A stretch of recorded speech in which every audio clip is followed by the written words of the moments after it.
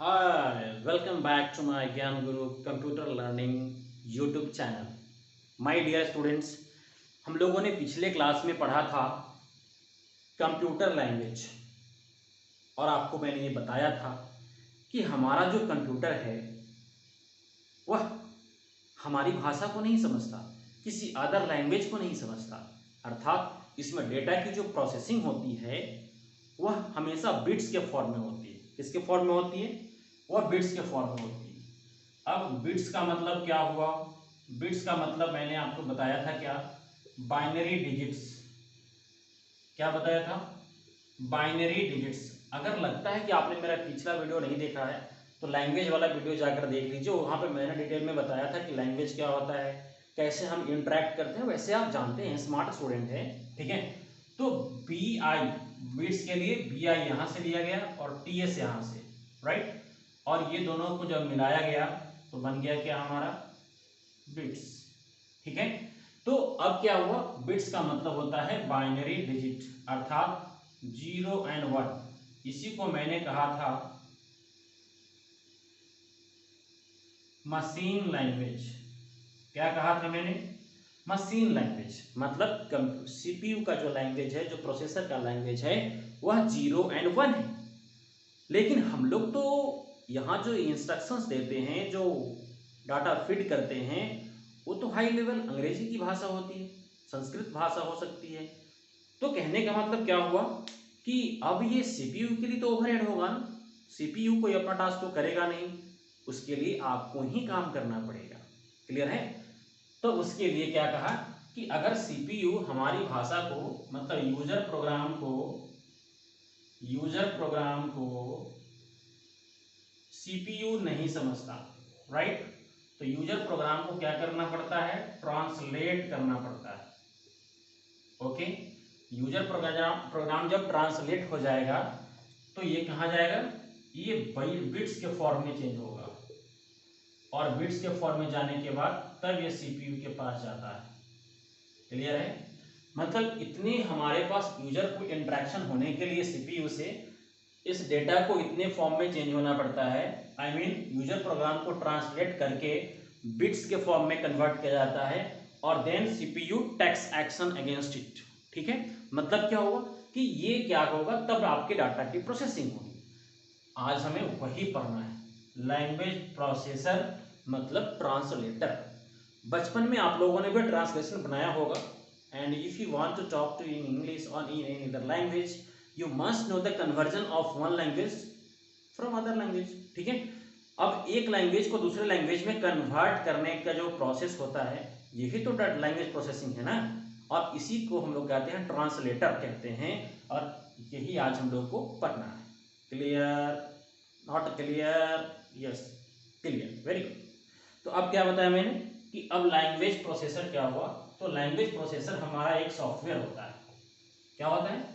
Software होता है जो एक लैंग्वेज को दूसरे लैंग्वेज में कन्वर्ट करने का काम करता है, बस।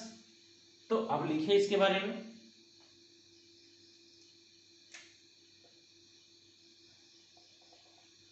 It is system software. Language processor कौन? Language processor. It is system software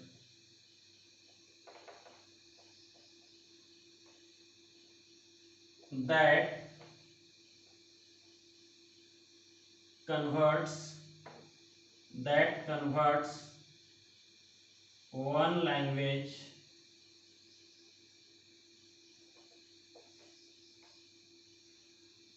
into another language। लेकिन यहाँ पे वन लैंग्वेज कौन होगा और अनदर लैंग्वेज कौन होगा? Right. One language into another language. Clear? मतलब यूजर प्रोग्राम को, यूजर कोड या यूजर प्रोग्राम को इसमें कन्वर्ट होना है। यहाँ पे ट्रांसलेटर यूज होगा। ये ट्रांसलेटर क्या करेगा? इसको बिट्स के फॉर्म में चेंज करेगा और बिट्स फिर क्या करेगा? सीपीयू के पास जाएगा आपका। क्लियर? तो अब क्या होगा? डेटा की प्रोसेसिंग हमारा इस तरह से होता है। ठीक। अब ये बाई डायरेक्शनल होता है, मतलब क्या हुआ कि जब डेटा की प्रोसेसिंग हो जाएगी तो फिर बिट्स के फॉर्म में जो था डेटा वो फिर ट्रांसलेटर क्या करेगा, उसको फिर ट्रांसलेट करेगा और फिर यूजर के पास भेज देता है। क्लियर। तो अब कहा कि अब हमारे पास वो ट्रांसलेटर कौन कौन से हैं। There are 3 types of translator, right about it. तो ट्रांसलेटर कितने हैं,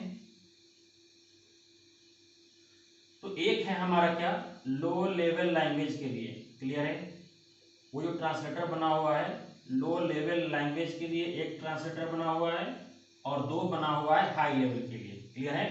लो लेवल लैंग्वेज ट्रांसलेटर कौन है, लो लेवल लैंग्वेज ट्रांसलेटर का नाम है हमारा असेंबलर।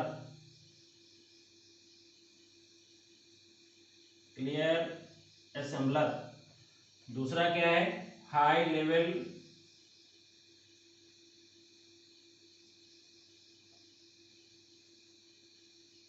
Language translator. क्लियर। और ये दो होता है, कौन कौन, एक है हमारा क्या, कंपाइलर, और दूसरा है क्या हमारा इंटरप्रेटर। क्लियर। एक कौन है हमारा, असेंबलर, कंपाइलर और इंटरप्रेटर। अभी तक जितने भी लैंग्वेज प्रोसेसर या लैंग्वेज ट्रांसलेटर बने हैं वो सिर्फ 3 ही हैं, 3। क्लियर। वो कौन कौन, मैंने बताया क्या कि एक है लो लेवल लैंग्वेज के लिए बना हुआ है जिसका नाम है क्या, असेंबलर है। दूसरा किसके लिए बना हुआ है, हाई लेवल लैंग्वेज ट्रांसलेटर कौन कौन है, तो कंपाइलर है और इंटरप्रेटर है। क्लियर, मैं समझता हूँ quite clear, not only clear, yes.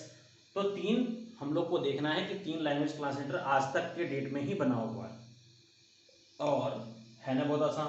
ठीक है, तो इसको हम लोग अब ध्यान से पढ़ेंगे कि असेंबलर क्या होता है। It is very important to understand the processing mechanism. Okay, तो सबसे पहले इसको ध्यान से देखें, हम लोग पढ़ेंगे क्या, assembler, right about assembler.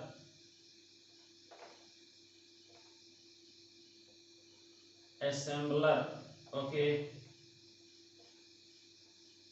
it converts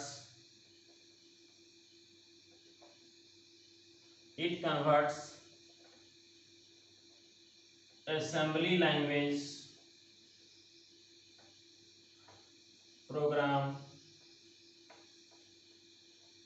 it converts assembly language program into machine language. Clear है, अर्थात यह आप लोगों ने अगर कंप्यूटर लैंग्वेज का मेरा क्लास देखा है तो आपको समझ में आएगा, अगर नहीं देखा है तो थोड़ी परेशानी होगी, आपको फिर से वीडियो पहले देख लेंगे तो ज़्यादा समझ में आएगा। क्लियर। मशीन लैंग्वेज मतलब क्या हुआ, असेंबली लैंग्वेज के प्रोग्राम को अगर कोई यूजर ने असेंबली लैंग्वेज में जो प्रोग्राम लिखा है, ओके, वो कहाँ जाएगा, सबसे पहले डायरेक्ट सीपीयू के पास नहीं जाएगा, ये आएगा असेंबलर के पास। असेंबलर किस में कन्वर्ट करेगा, इसको बिट्स के फॉर्म में करेगा और फिर कहाँ जाएगा, सीपीयू के पास, फिर ये रिटर्न हो जाएगा यूजर के फॉर्म में। ठीक है, तो ये है हमारा क्या, असेंबलर। अब बात आती है क्या कि हमारे पास जितने भी हाई लेवल लैंग्वेजेस बने हुए हैं सबके लिए 2 ही ट्रांसलेटर काम करता है, कंपाइलर नहीं तो इंटरप्रेटर। तो आज हम लोग को देखना है कि इस दोनों के टास्क में क्या अंतर है, क्या फर्क है। तो इन दोनों का टास्क बहुत हद तक सिमिलर होता है, सिर्फ एक पॉइंट पे वेरी करता है और उसी पॉइंट को हम लोग को आज सीखना है। क्लियर है, तो ये पॉइंट बहुत ही इंटरेस्टिंग है और बहुत ही एक कॉम्पिटिटिव पॉइंट ऑफ व्यू से भी क्या है, इंपॉर्टेंट है, इसको समझने की आवश्यकता है। राइट अबाउट इट, कंपाइलर और दूसरा क्या हो गया हमारा, इंटरप्रेटर। क्लियर। तो कंपाइलर क्या करता है, इट स्कैन्स और reads, it scans or reads entire program once and converts it into machine code. Clear है? इफ एरर फ्री, अगर कोई प्रोग्राम एरर फ्री होगा तभी कन्वर्जन होता है। अब आप लोग 6 स्टैंडर्ड के स्टूडेंट हैं, तो आप लोग के लिए इतना जानना अभी जरूरी है कि जब प्रोग्रामिंग सीखेंगे तब मैं आपको बताऊंगा उसमें अधिक। मतलब कोई भी चीज प्रोग्राम जो आप लिख रहे हैं वो सिंटैक्टिकली क्या होना चाहिए, सही होना चाहिए। बस interpreter it converts line by line, बस इतना ही अंतर है। मतलब ये पूरे प्रोग्राम को एक बार कन्वर्ट करता है और ये लाइन बाय लाइन प्रिंट करता है, बस यही अंतर है, दूसरा कोई अंतर नहीं। और अगर आपको ये अंतर समझ में आ गया तो चैनल का सब्सक्राइब करने का अंतर भी आपको समझ में आता होगा, क्योंकि इससे क्या होता है, आपके लिए जो वीडियोज मैं डालता हूँ तो इससे मोटिवेशन होकर आप, मुझे ये लगता है कि आपको ये बातें समझ में आई। अगर नहीं आई तो कोई बात नहीं, ओके, थैंक यू। तो इसे सब्सक्राइब करें और दोस्तों के बीच में भी शेयर करें, ताकि लॉकडाउन में फंसे हुए सारे जो बच्चे हैं आपस में घर में बैठ के पढ़ाई कर सकते हैं। लिंक भेज दीजिए, है ना, सिंपल। Thank you.